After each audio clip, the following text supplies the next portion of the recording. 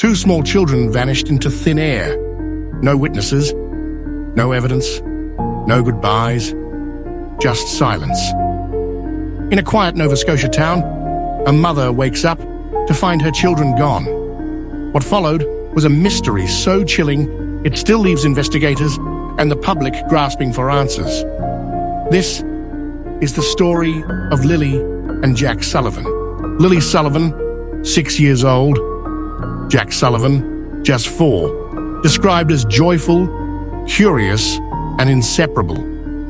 They were children with bright spirits, growing up in a mobile home nestled deep in the woods of Lanceville, Nova Scotia. Their mother, Malaya Brooks Murray, a stay-at-home parent, devoted her days to raising them. But behind the warmth of that home lay a sense of isolation. Both children, though undiagnosed, were believed to be on the autism spectrum, vulnerable in ways not always immediately visible. Their world was small, confined mostly to their home and the rugged terrain that surrounded it. A world that, in just one morning, would seem to swallow them whole. It was the morning of May 2nd. Malaya was still asleep at 9 a.m.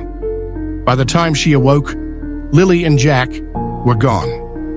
No one saw them leave. No sound, no commotion, just a terrifying absence. At 10 a.m., a call was made to authorities. The children were reported missing. Police arrived to a scene of chaos.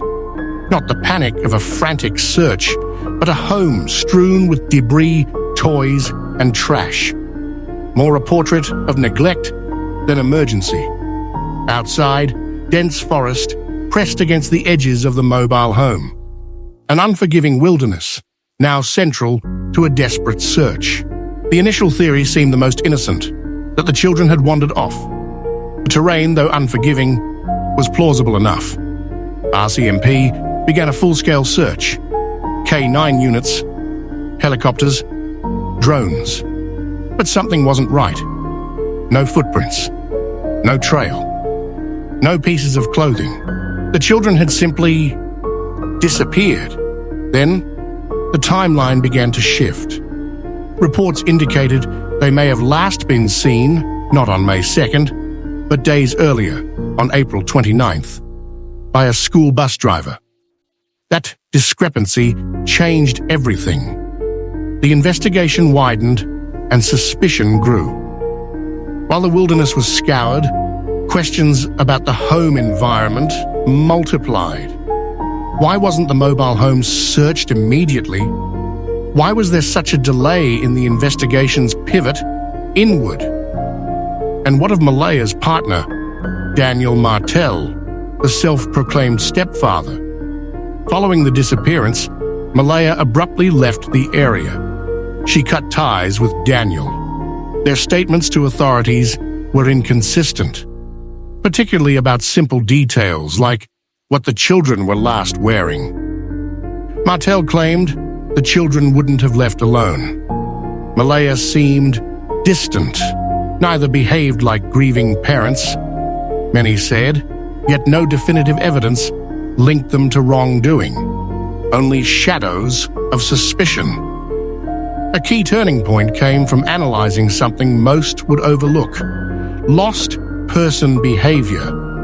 Statistically, young children tend to wander in predictable ways, seeking shelter, leaving trace elements like clothing, food wrappers, or broken branches. But here, nothing. Not one sign. Experts reviewed 6 days of exhaustive search data and found no behavior patterns consistent with lost children. This strongly suggested they may never have left the home at all. 3 theories emerged, and only one held weight.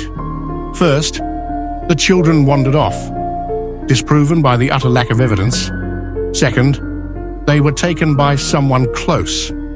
Malaya and Daniel's behavior fueled this possibility, but police couldn't prove it. Third, abduction by an outsider. The layout of the home made this chillingly possible. Gearlock Road is remote, secluded. A stranger could watch without being seen. RCMP considered an Amber Alert.